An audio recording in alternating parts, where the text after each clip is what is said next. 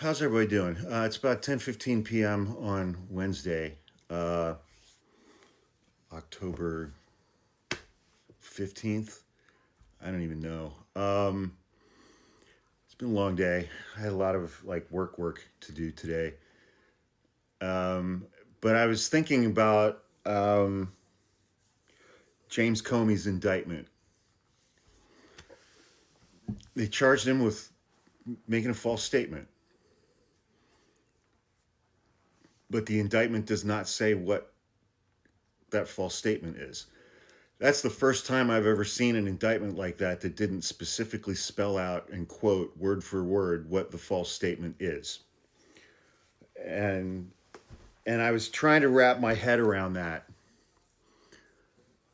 And I think I kind of figured something out, which I mean there's going to be motions to dismiss this case and the Letitia James case based on an allegation that the new U.S. Attorney for the Eastern District of Virginia, Lindsay Halligan, was not properly appointed. And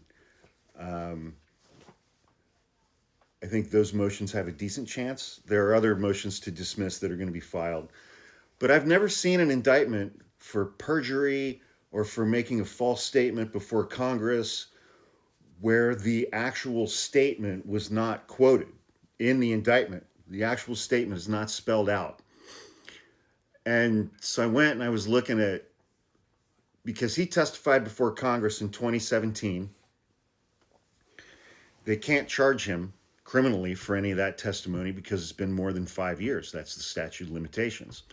He testified again in 2020. It's that testimony that he's charged with criminally now. What was that testimony? Ted Cruz asked him about his testimony in 2017 and said, "Do you want to change that testimony? Are you lying or is this other guy lying?"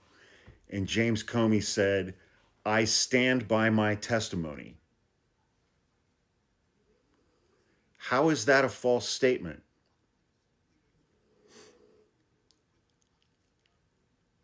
They can't charge him with what he said in 2017.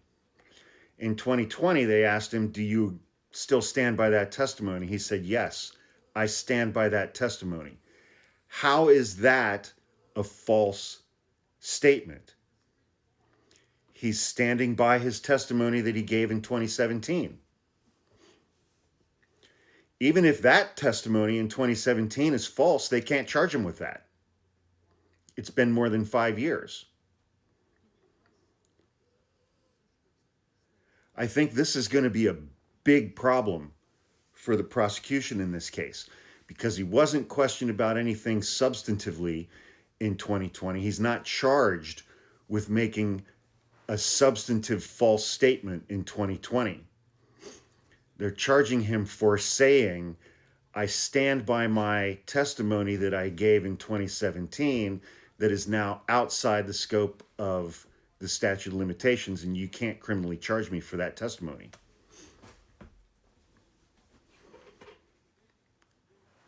That's going to be a real problem for the prosecution in this case because him saying, "I stand by my testimony," is a truthful statement because he stood by his testimony. He did not change it.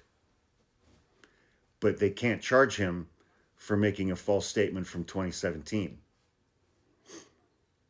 which is why they didn't quote the actual testimony in his indictment.